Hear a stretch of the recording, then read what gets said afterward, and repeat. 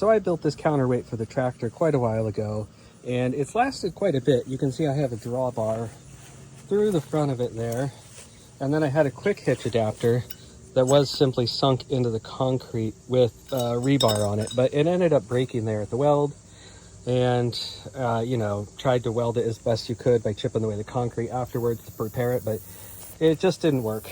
So I'm going to take the same design and make it a little bit better.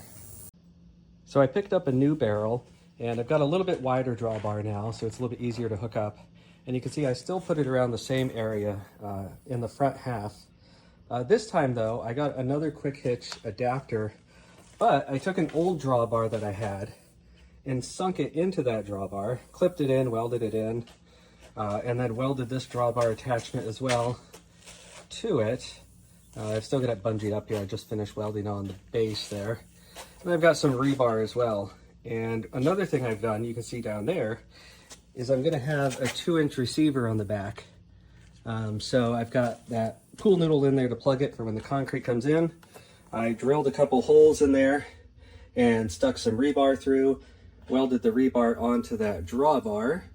So now I've got a nice T-section for connection to the tractor, support for the drawbar, and then as I start filling this up with concrete, I'll put some more rebar in it as well.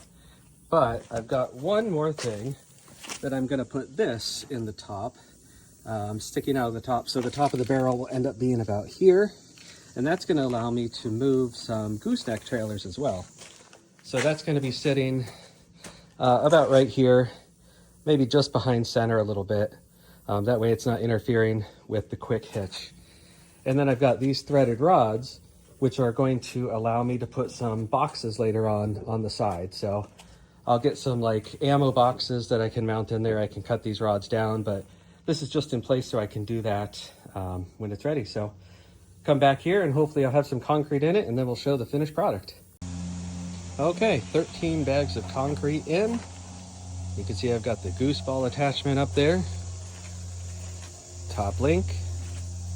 Now I just gotta let this cure for a couple days, and it should be good to go. And it's all done, except for the boxes on the side, but turned out pretty good, works pretty well. Heavier than my previous one. Haven't tried out the gooseneck hitch yet, but my bar clears with no problems, even when that's lifted up. Just needs a little bit of cleaning, maybe a little bit of paint, and it'll be good to do some work.